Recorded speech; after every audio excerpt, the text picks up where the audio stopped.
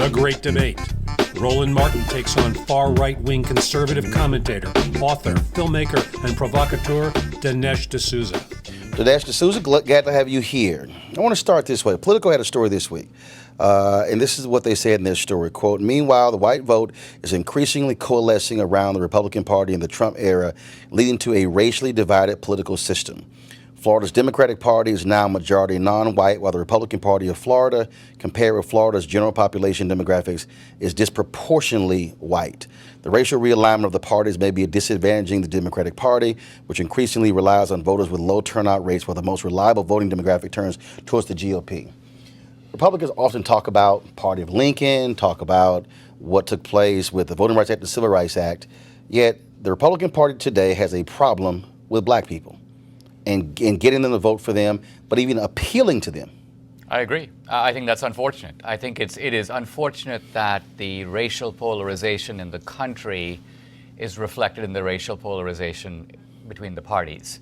Now, this does in no way prove that the Republicans have departed from the principles of Lincoln. Remember, Lincoln also got the white vote.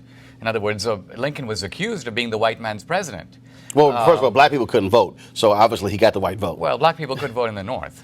Well, a few could, but my point is, overall, look, if you were running for president of the United States, you're going to have to depend upon the white vote to win. That's absolutely right. But I mean, Frederick Douglass at one point said Lincoln was the white man's president. So what I'm getting at is this. I think there has been an unfortunate. The question is, what is causing this polarization? I don't think it's all Trump. You have to admit that the polarization goes much earlier. Oh, no. The polarization actually goes back to August of 1619. I mean, in that sense, yes. I mean, so the reality is that has been the country that we've been. The issue has been a Republican Party that played a critical role in, first of all, for so long, being able to get black votes. And that was and again, if you were black, you didn't even think about the Democratic Party, but the party has essentially walked away from black folks since '64. That's where it really started, that split. Well, let's explore this a little further. Let's start with the white vote. You would agree that FDR won the white vote, right? The working class white vote went for the Democrats in the 30s and 40s. Again, same thing. Okay. First of all, prior to anything before the Voting Rights Act is the white vote, because for the most part, black people were still disenfranchised across the country. No, here's my point. It's not white versus black. It is that working class whites were Democrats rather than Republicans. Would you agree in the FDR era? Okay. What I'm saying is that the Democratic Party began to alienate those voters, not just on cultural or racial issues, but also economically. It allowed globalization to wipe away their jobs and paid very little attention to that important demographic change. So here's what I'm getting at. Trump was shrewd enough to recognize this and appeal to those voters, but his appeal wasn't a racial appeal. His appeal was a jobs appeal. So if working class guys who used to identify with the Democratic Party because their jobs were secure through unions, now identify because they think Trump cares more about them than the Democrats, that's not a racial change. Well, he was actually making a racial appeal. So you can go back further than that, because if you talk about what took place with unions, you had a Republican Party that really went, especially if you look at Ronald Reagan and going forward, was in many ways going after unions in different ways. It all depends on what unions we're talking about. Trade unions maintained more of an alliance with Republicans, but because the unions became more service-oriented, that's why you saw more black and brown people, and so you had a split. Republicans love police unions. They don't like other types of unions. So it depends upon the kind of union we're talking about that appeals to the Republican Party. But in fairness, first of all, Reagan was a union guy from the Screen Actors Guild. Second of all, Republicans are ideologically against the idea of the kind of government protections that unions demand. That's an ideological point. It's not a racial point. Republicans are happy to enforce that point neutrally, whether it's a predominantly white union or predominantly black union. So you can't take conservatives and take our ideological position like small government and accuse those of being disguised arguments for race, because that is consistent with an ideology that we apply across the board. Well, there are different types of Republicans, if we want to be honest, and different types of conservatives, because there are individuals. I take Texas. For the longest, Texas had, everybody who was elected in Texas statewide, they were Democrats. That was a different type of conservative. But there's a difference between folks who have been democratically conservative and Republicans who have been conservative. One of the issues that we still also within the Republican Party, you have different Republicans. You have those who some call national security Republicans, others call economic Republicans, and others who call social conservatives, and then you have those who might call themselves, as being moderate. The issue to me today... But look at you named 4 categories, and none of those categories are predominantly racial at all. So let's take the national security guys. They're against ISIS. They want a strong America. They're not against Muslims. They would be against Russians if the Russians did the same thing that ISIS did. Second of all, the economic conservatives are all about small government. The social conservatives came mainly about issues like abortion. So what I'm getting at is you see a party that's not defined racially, but nevertheless has a constant effort to pin the racial tail on the Republican donkey, even though that's not what motivates us. But here's the piece, but it is there. I mean, the fact of the matter is, I'll give you a perfect example. When I had the show Washington Watch on TV1, we offered blanket invitation to any member of the Republican conference to come on the show.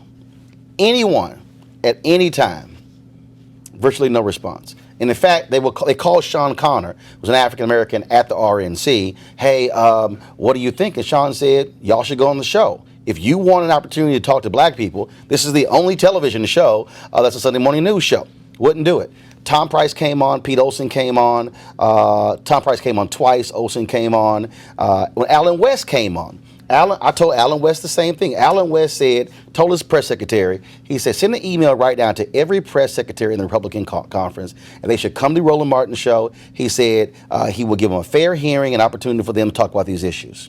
No response. And I keep saying to Republicans, you can't go on one hand, why are black folks voting Democrat when you have Republicans who make no effort to even go after black people because there's this fear of what are the issues that are going to come up?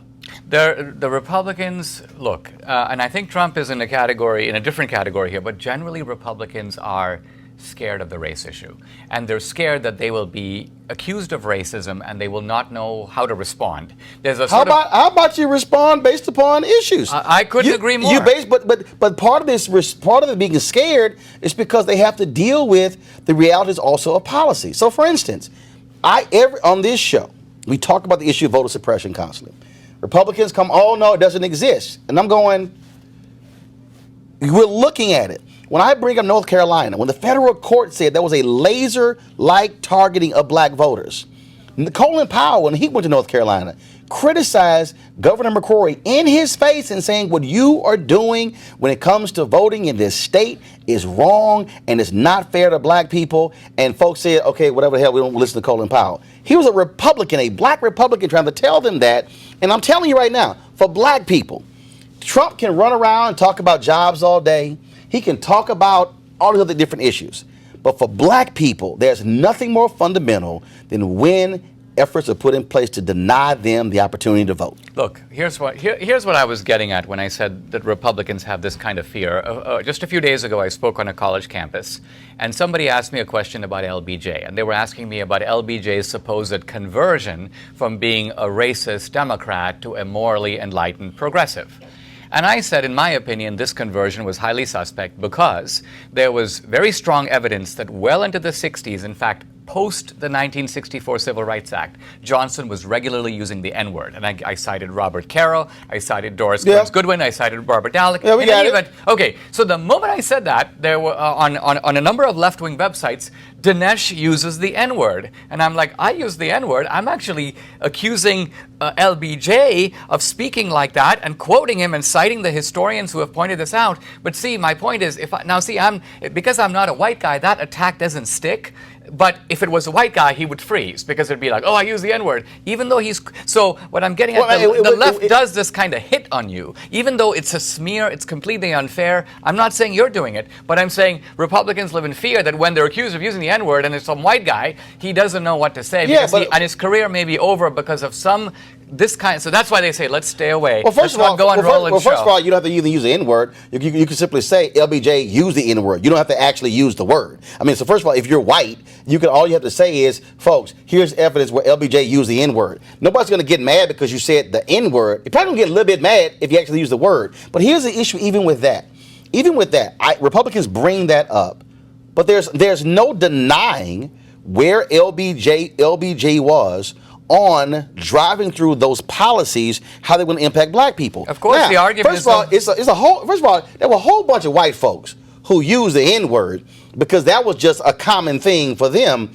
But I can still look at if you look at again, Civil Rights Act, Voting Rights Act, Fair Housing Act, there was no greater politician during that period who said, we're going to make this thing happen, even over the objections of his fellow Southern Democrats. Well, LBJ made a calculation that the demographics were changing, that there was a great black migration, blacks were voting in much greater numbers. Also, the white vote was already moving toward the Republican Party in the 50s. In any event, I'm not disagreeing that LBJ pushed the Civil Rights Act. I'm questioning what his motivation was. I think it was tactical. I think he was looking at the long-term interests of the Democratic Party. But Abraham Lincoln was tactical. Of course it was. I mean, you have evidence. I mean, Abraham Lincoln literally said, if I can save the Union,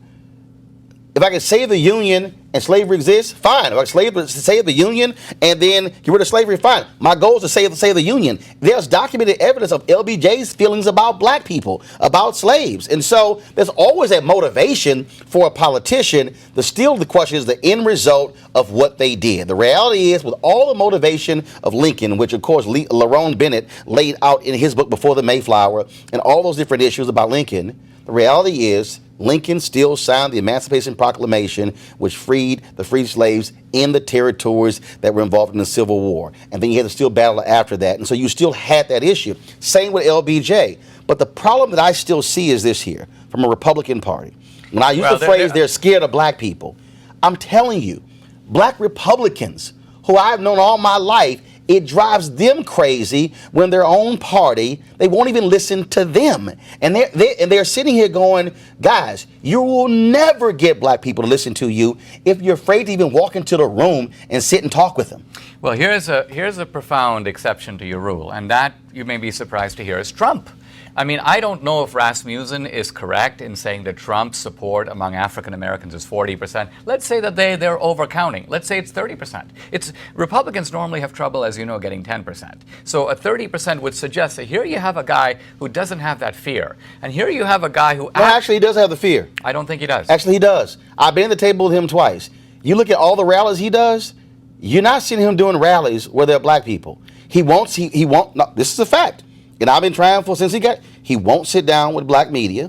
He won't do any of those interviews. And you would think someone who's constantly touting in rallies how he's doing great for the blacks, he would actually have the conversation. He won't. He has these very he had the Black Leadership Summit of young people. That was interesting. I mean, you had a bunch of guys, 300 or 400 young people. Okay. How often do you see young people chanting for Trump and chanting USA? Did you cover that? First, Dinesh, yes, I was there. Okay. I was there. It covered it. But also, guess what? Turning Point USA denied black media credentials to actually cover it. Why did they do that? Why don't you ask them? I got a letter from them where they approved, Jackie Clark is my booker. They approved us, Stephanie Eldridge, so they approved us having the credential. Then he sent an email, oh, my bad, I'm sorry, you're not approved to cover it. And which is also part of their game, because that's what I'm talking about. When Candace Owens and Charlie Kirk are running around out there, they're not talking to black people. Okay, she doesn't want to come talk to black people. She's out there, and I know that game. I've seen that game. If you're going on Fox News to talk to black people, that's the one network that has the smallest black viewership out of all the cable networks. You're not trying to talk to black people. Donald Trump as well doesn't want to have those conversations. I've sat there twice in the White House. As a part of the anchors asking him questions. And these are the issues. What they want to do is, and this is the problem for Republicans, for white Republicans, they want to have conversations with black people on their terms. Well, I don't not the terms of the people. I'm not sure if that's it, because let's look at it this way. I do think that there is a group, let's just take, for example, the Black Caucus, which has a vested stake in the Democratic Party, and its agenda mirrors the Democratic Party's agenda from A to Z. So, first of all, the Black Caucus is the largest caucus in the House among House Democrats. I'm not denying it's a legitimate caucus. I'm simply saying that you can see why a Republican who sees that those guys are dug in one camp are going to say, listen, if we want to talk to African Americans, we don't necessarily want to do it through the channel of the Democratic Party. So the bottom line of it is, I don't see. So who are you going to talk to? Well, is there any reason Trump can't go to Detroit or Chicago or? There's Oakland? no reason, but he won't do it. Why won't he do it? Well, you need to ask him. Maybe. No, he literally. I think he should do it. But he won't do it. He won't, but it's not just him. I can go across numerous. Let me ask you this. I'll give you an example. I'm born and raised in Texas. Okay. I'm still registered to vote in Texas. Ted Cruz sent out an email, a tweet, where he was critical of Beto O'Rourke, some statements that he made about police brutality when he was speaking at a black church. Ted Cruz has absolutely no video of him even visiting a black church. Okay, that wasn't even consideration. And I keep making the point to Republicans. I can show you. Here's the proof of Republicans who made an effort to, one, respect black people, talk to black people, and work with black people. George Vinovich. George Vinovich was the mayor of Cleveland. While he was the mayor, he wasn't scared of black people. They actually were at the table, and he worked with them. He got 40% of the black vote when he ran for United States Senate. And then, when he ran for governor. Significant black support. Significant black support when he ran for U.S. Senate. Why? Because George Vinovich wasn't scared of black people. He actually sat down, talked to them, worked with them. That's the difference. The reason there's this schism between Republican Party and black people is that white Republicans across the board do not want to engage black people on issues that they care about. They want to say, hey, here are two issues that we got, and that's good enough.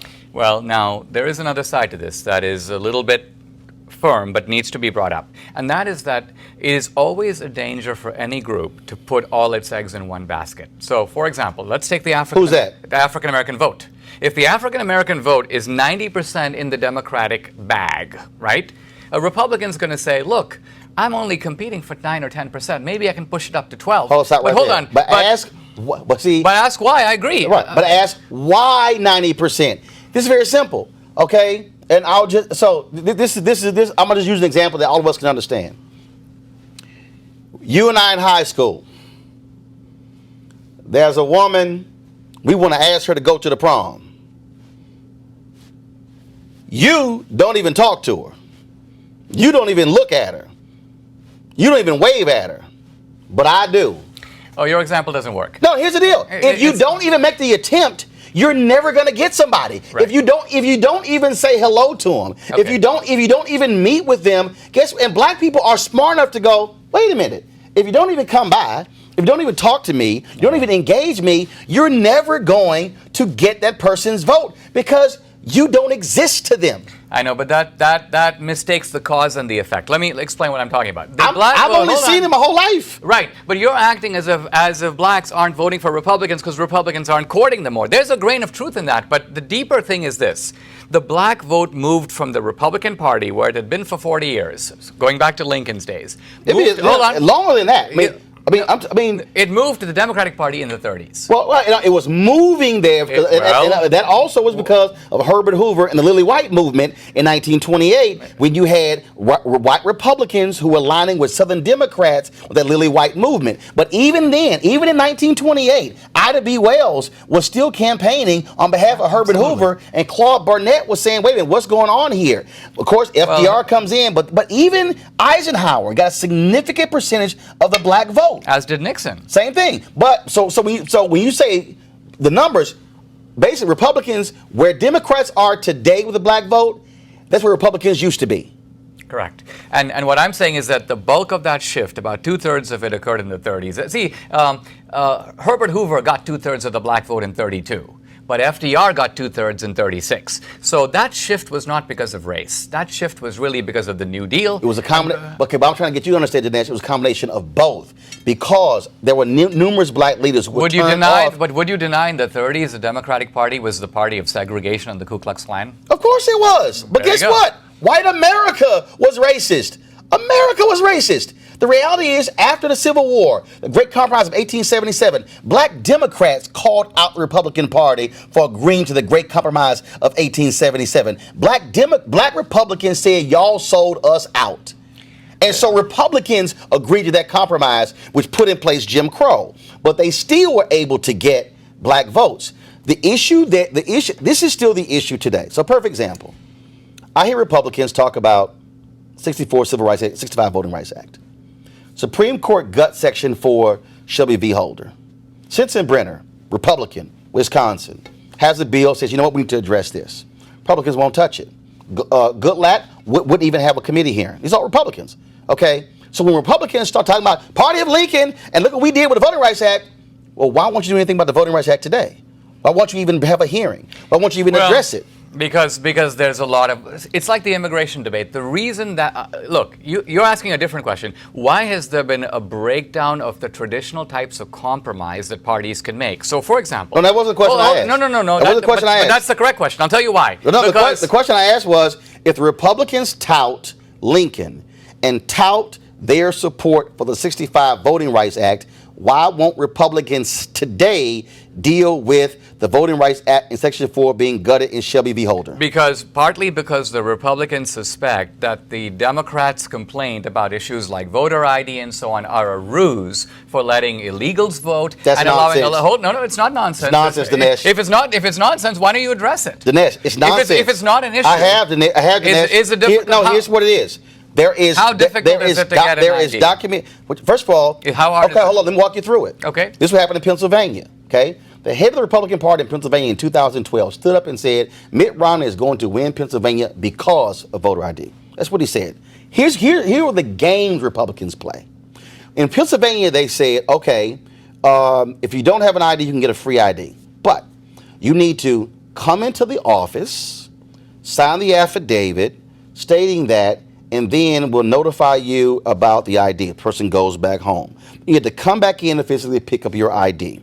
They broke down the study of how many people who were elderly, one, how that going back and forth on a couple of occasions ain't the easiest thing in the world, and how difficult that was.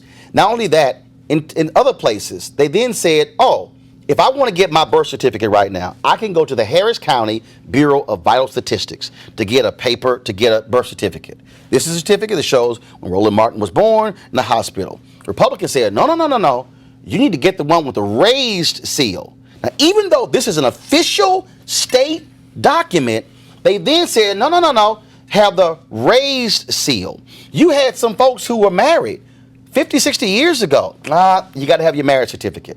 There were very specific attempts. So when you say how hard is getting an ID, that's not the issue. It's how hard do you make it to get an ID. Right, but remember, Roland, IDs are used in American society for innumerable things. But a lot of people also don't use an ID. Right, but all these magical difficulties don't appear. Here's my point. We need IDs for when we travel. We need IDs for your children to get Actually, you don't need an ID when you travel, because I've actually traveled and forgot my driver's license, and there are other methods that they actually go through where you can still travel. But go ahead. Well, the point I'm trying to make is that it is important to make sure that the people who vote are eligible to vote, right? And that's a fundamental point. Yes. Because otherwise, other people cancel out your vote and my vote who shouldn't be voting. But Dinesh, right? Dinesh, first of all, the reason that... So you're giving me anecdotal evidence of, hey, in Pennsylvania, they want the raised stamp. No. And I'm saying, once we agree on the ID principle, I think we can come up with ways to make sure that there's a reasonable enforcement of that principle. This is the issue. As long as you have Republicans who are systematically creating ways to limit folks from voting, that's the problem. You have a situation in Texas. In Texas, nearly 1 million folks were disenfranchised because of Texas voter ID law. 5 federal judges said discriminatory intent. 5. Okay, my home state, North Carolina. The federal judges looked and said they have the emails where Republicans in North Carolina said, get me the information when black people are voting early in North Carolina.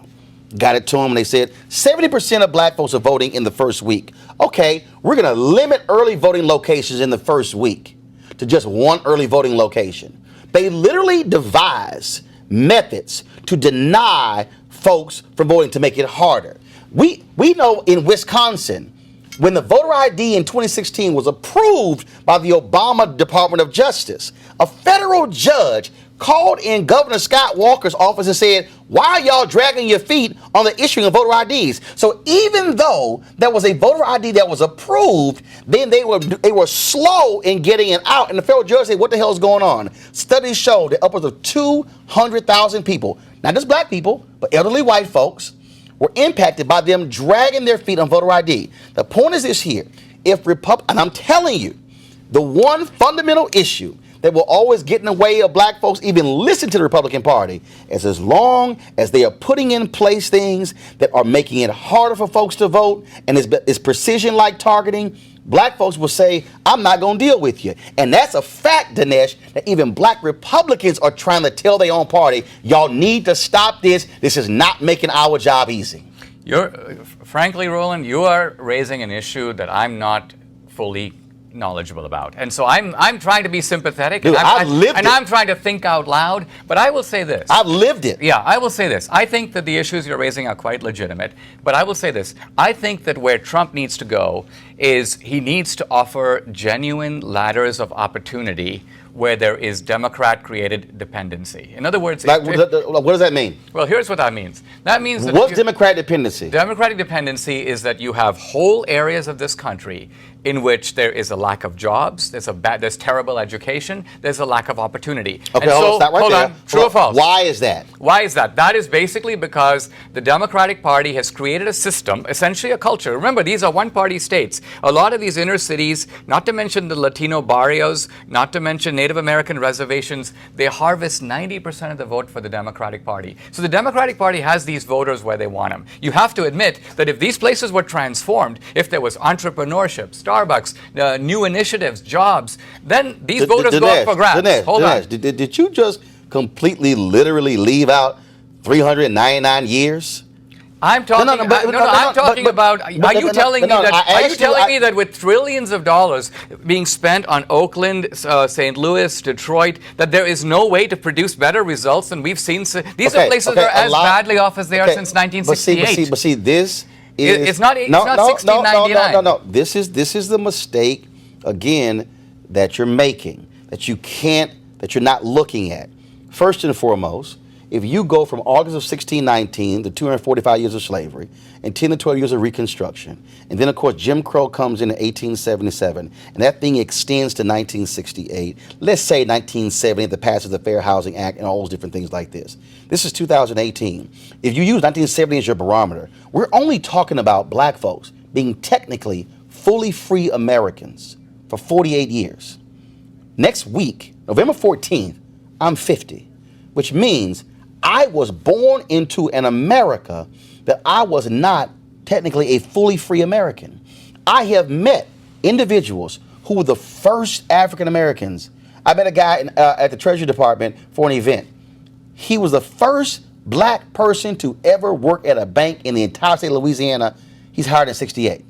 The first wave of African Americans hired in Wall Street, 1971, 72. What I'm talking about here is we've had a nation that has frozen folks out of economic opportunities for centuries. And then what then happens is people go, oh my goodness, what happens? You talk about wealth creation. You talk about all of that. The reality is the highest point of black home ownership ever was 60.4%.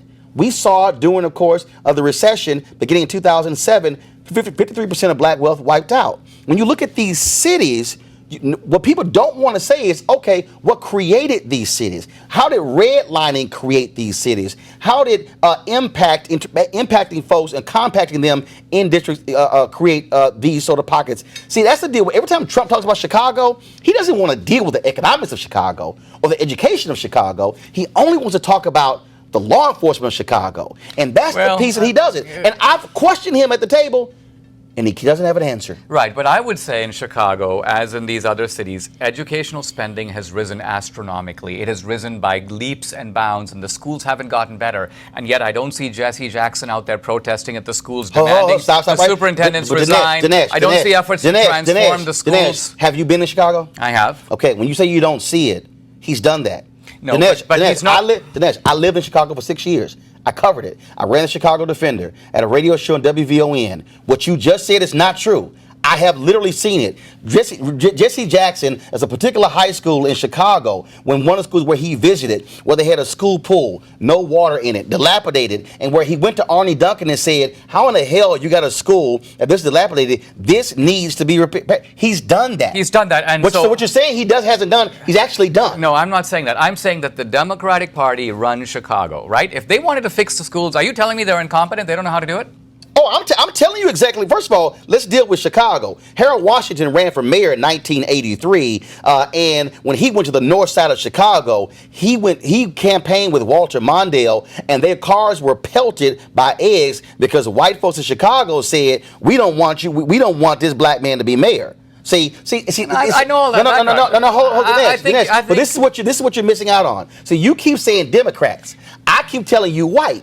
I'm telling you, the issue in Chicago, it ain't a question of Democrat and Republican. The issue in Chicago is absolute, undeniable segregation and subjugation of black people. I'm telling you, that's what it is. I have sat there and I looked at it and I saw it. This thing goes back when black folks migrated, reading the Chicago Defender, Robert Abbott encouraging them come, moving to Chicago. That wasn't a Democrat thing. That was a white thing. And I'm trying to get you to understand, you keep making this thing Democrat and Republican. I'm telling you, it's a white thing in America. White supremacy and whiteness has created many of these systems that we have. And what we want to do is we want to act like it's a party thing when it's not. I'm not denying the power of white supremacy. White supremacy was invented in its most virulent form, as you know, by the Democratic Party in the aftermath of the Civil War. So it was used as a tool and an organizing principle, and the Ku Klux Klan was its military wing. And who benefited from it? Everybody who wasn't black. Well, it was a form of subjugation and theft. Right, precisely. So and what I'm saying is that if you were white, you benefited from that system. Whether you call yourself a Whig, a Republican, a Democrat, an Independent, or nothing, you benefited from it. That's American history. All right. Now, pull back a little bit and let me tell you a little bit of history, because one of the advantages of being an immigrant is I come from a different culture and the world is a wider place. Now, when I left India in the 70s, 1978, India was the begging bowl of the world, right? And I could have pointed to and would point to hundreds of years of British colonialism. People they lived in the same place for centuries. There's tribalism, hierarchy. Anything that you describe here was 5 times worse. And the level of poverty far more grinding. Now here I am, I go back to visit my family now, and it's 30 years later. And I see people who are going to the seashore to wash their clothes. They now have washing machines. And there are people who are walking or going by bullock cart have a car. So what I'm trying to get at is, it's not a matter of, and I could go back and talk about hundreds of years of this and hundreds of years of that. The truth of it is, if you have good economic policies and they're put into effect, you're going to see transformation. And it doesn't take more than 50 years. But Dinesh, within a lifetime. But Dinesh, this is what I think people can improve their lives. But this is also, I think, what you are skipping out on. What we saw, and Dr. King wrote about this in Chaos or Community, Where Do We Go From Here? He said the issue for us moving forward is not going to be the person in the Klan in the hood. It's not going to be the person burning a cross. He said it's going to be the moderate white. This was what King wrote in 1967 in that particular book. And what we saw in America, we saw, okay, all right, we're cool. So I'm going to use the 3 Civil Rights Acts. We saw 64 voted Civil Rights Act, 65 Voting Rights Act. But when it came to housing, Republicans and Democrats, hold up. Now y'all going too far because you're trying to live with us. The Fair Housing Act was filibustered. And it was a combination of Democrats and Republicans who filibustered that from 60 all those years. It was broken, finally broken, with Senator Edward Brooke, African-American, Republican of Massachusetts. Right. They broke it in early 1968.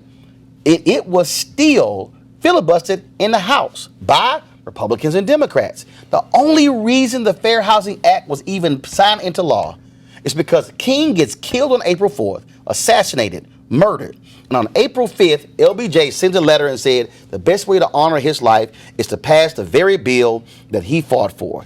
They were going to still fight that because, so here's what happened. Because you had Democrats and Republicans who were like, look, we gave y'all the right to vote. Okay, fine, you can go to hotels. You're not trying to live next to us.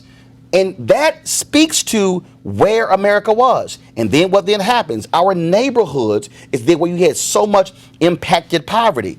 But you also had where programs were working, but you had the rebel of white middle-class voters who say, wait a minute, why is my money going to these poor folks? When it wasn't going to poor black people, it was going to broke white people.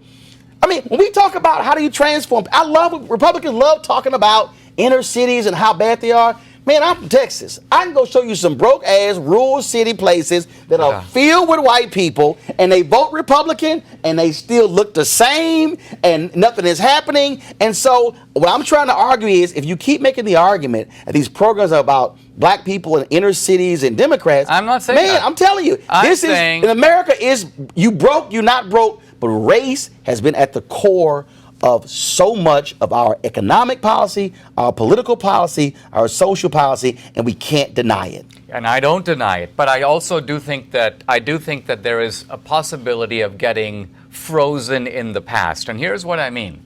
You take a guy today, in the past, racism serves a function, and racism is going to be powerful when it's useful to people. So, for example, we all know why racism was powerful under slavery, because it sanctioned a system of theft. You work, I eat. Okay, so that's why it worked.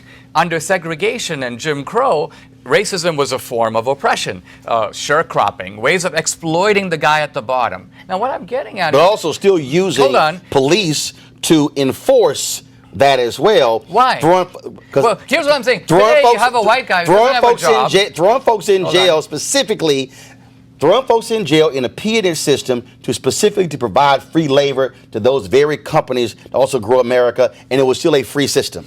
All I'm saying is, you look at the working class white guys who are voting for Trump.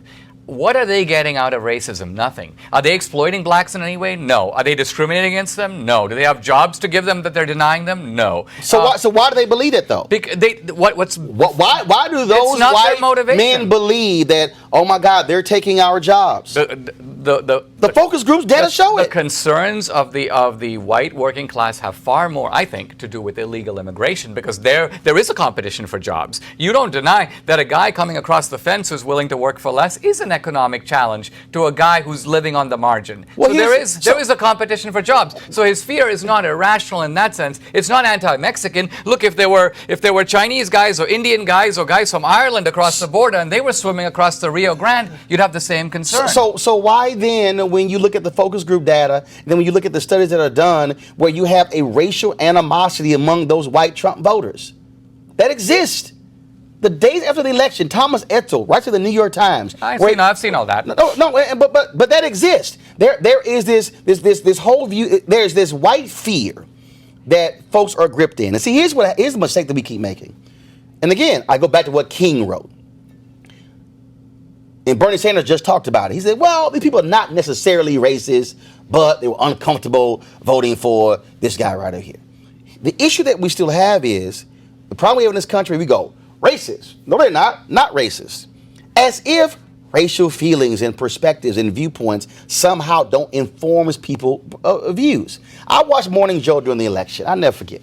They were talking about, well, with these white men, the wages of white men, working class men have only gone up 3% since 1972, something along those lines. And for black men, it's gone up 12%. And I'm going to tell at home going, well, what the hell were the wages before 73?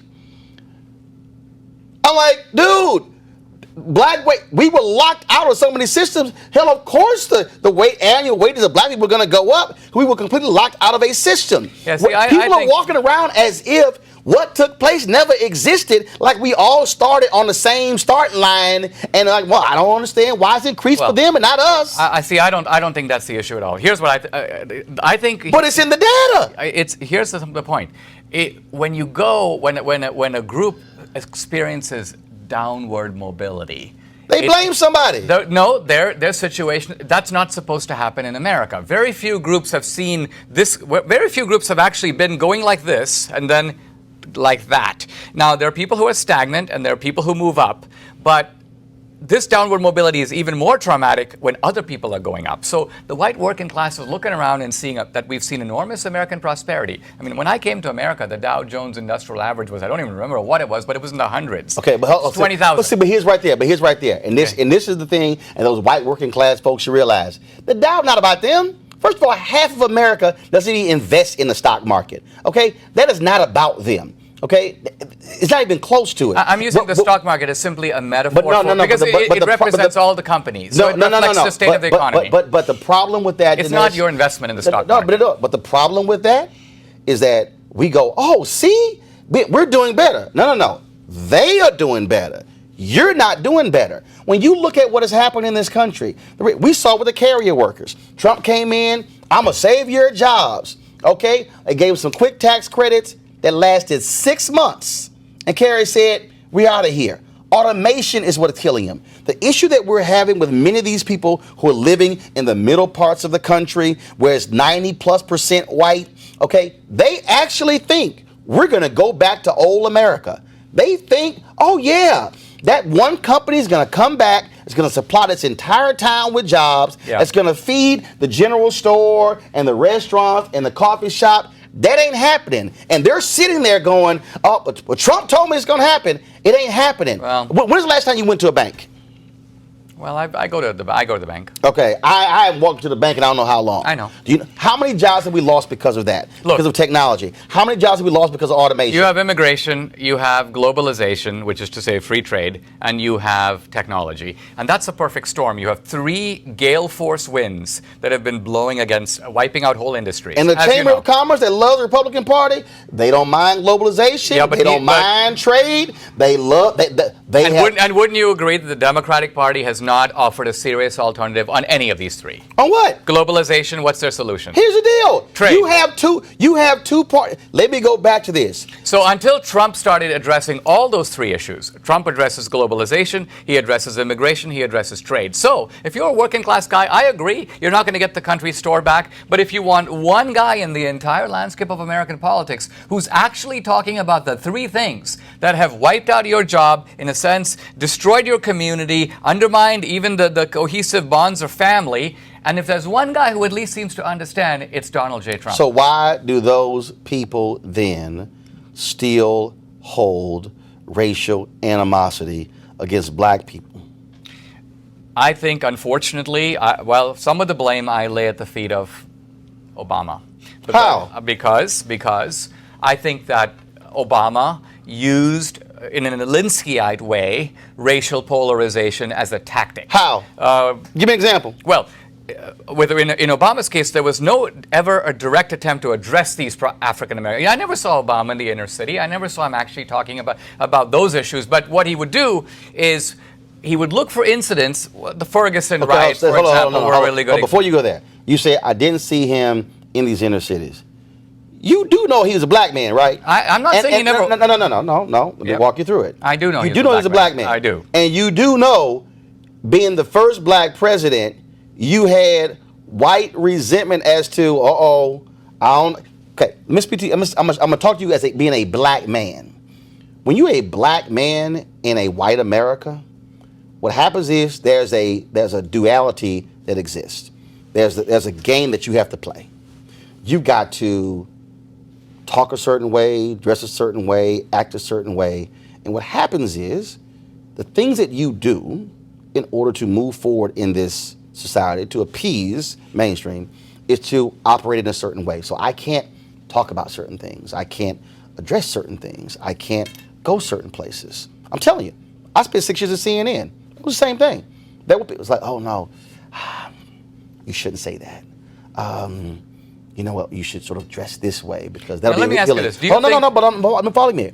For Obama, his whole deal was, and he said it. He said, I disagree with him, but he said, I can't do specific things for black people because then I'm going to get accused of, oh, you're helping the blacks. 1 year into his term, 1 year in, I never forget, CBS did a poll, and it was on the Tea Party, and 25% of the Tea Party people said Obama is doing too much for black people. I saw that poll and I busted out laughing because it was hilarious. And I'm going, show me, please. Obama understood that if I do what you talked about, I'm going to get nailed in white America. So you know what?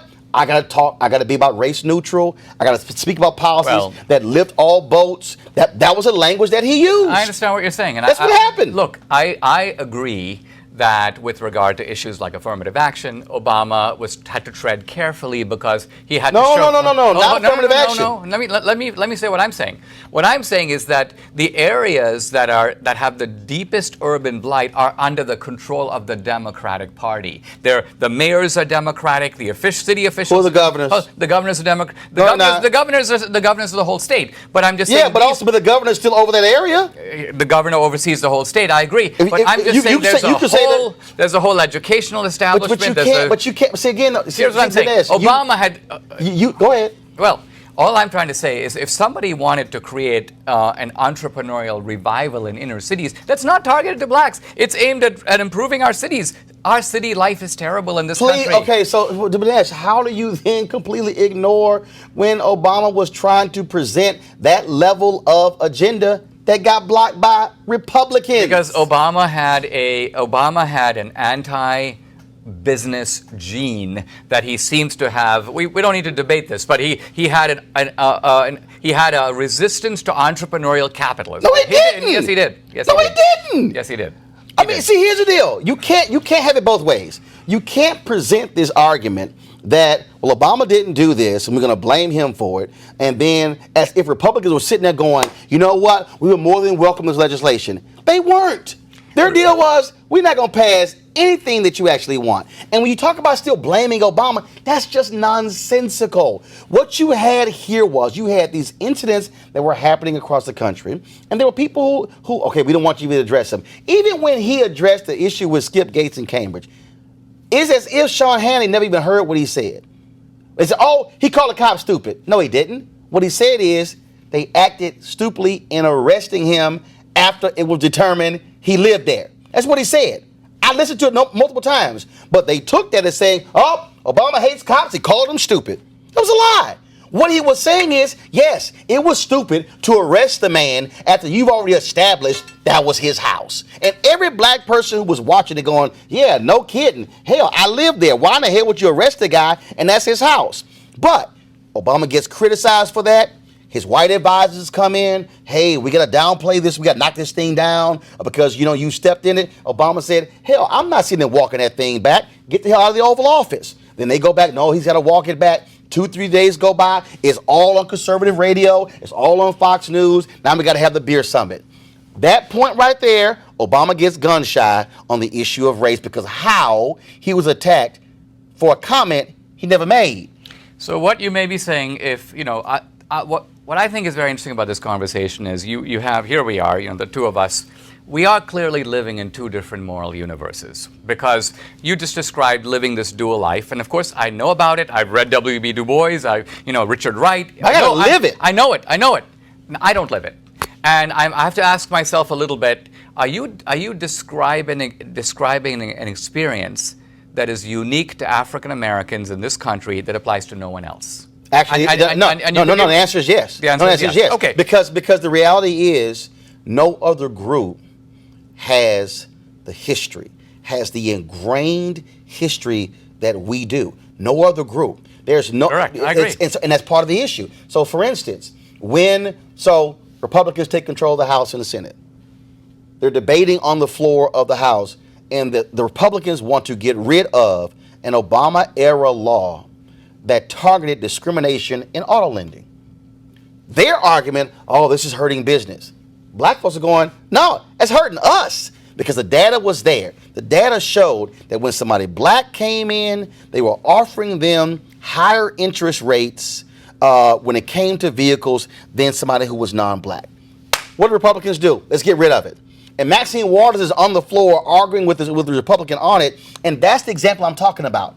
How simple is something such as anti-discrimination rules meant to target auto lenders so they're not discriminating against black people, forcing them to pay more, and one of the first things Republicans do when Trump gets in, we're going to get rid of that law.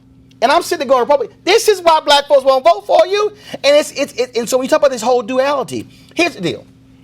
There is no black man on television who could act like Sean Hannity or Bill O'Reilly or any one of them. Not one. Not one. You know why? Because, we have to act a certain way, talk a certain way, walk a certain way, because what we have to do is we have to make white folks feel comfortable with us being in their presence. We have to change who we are. I worked at CNN. I had a white female booker, who was yelling at me about a segment I did. And my natural instinct was to cuss her the hell out. But, I can't do that. I'm a black man. That's a white woman. That's the world that we live in.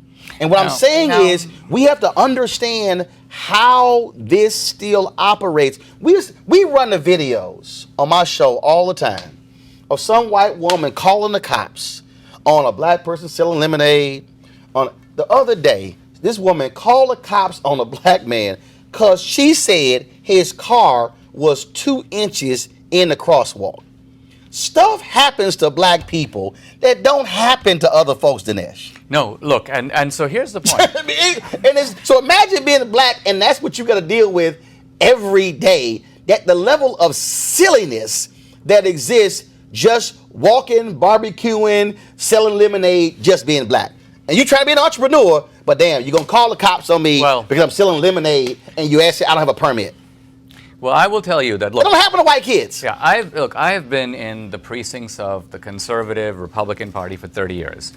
These kinds of complaints that you're making, I assure you, would get a very sympathetic hearing among any Republican group I know.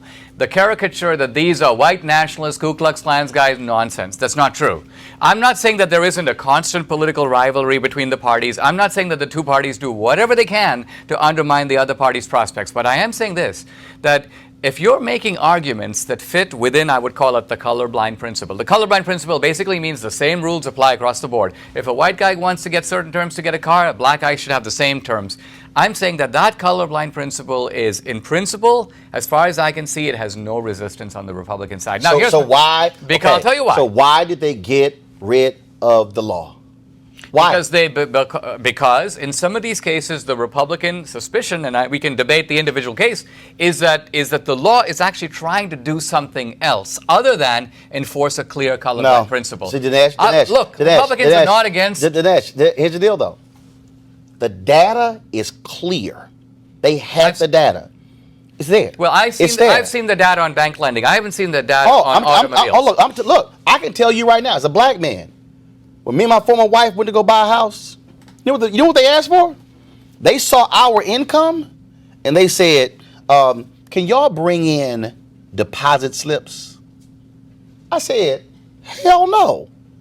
There's nothing here that says I have to bring in deposit slips to prove my income. That says direct deposit. Deposit slips. I'm telling you what this experience is like. And what I'm saying is, that's why I kept saying technically fully free. There was a black woman who sued the VA in Virginia. Credentials, perfect, you name it. She goes in, applies for the job, all the education, and they went, when the interview was over, we don't like her cornrows.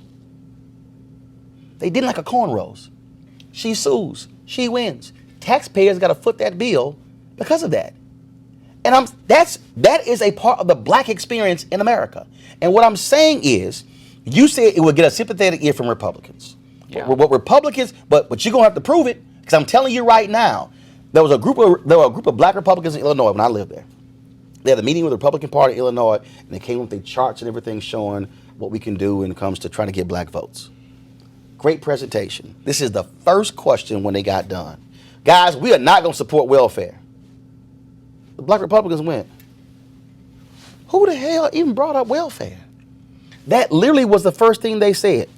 And what I'm saying to you is that as long as Republicans don't sit down with black people, don't talk to black people, don't communicate with black people, don't do black media, they will never get black votes, and they will never understand, and that resistance to that leads to black folks saying, we want no part of you because you won't even talk to us.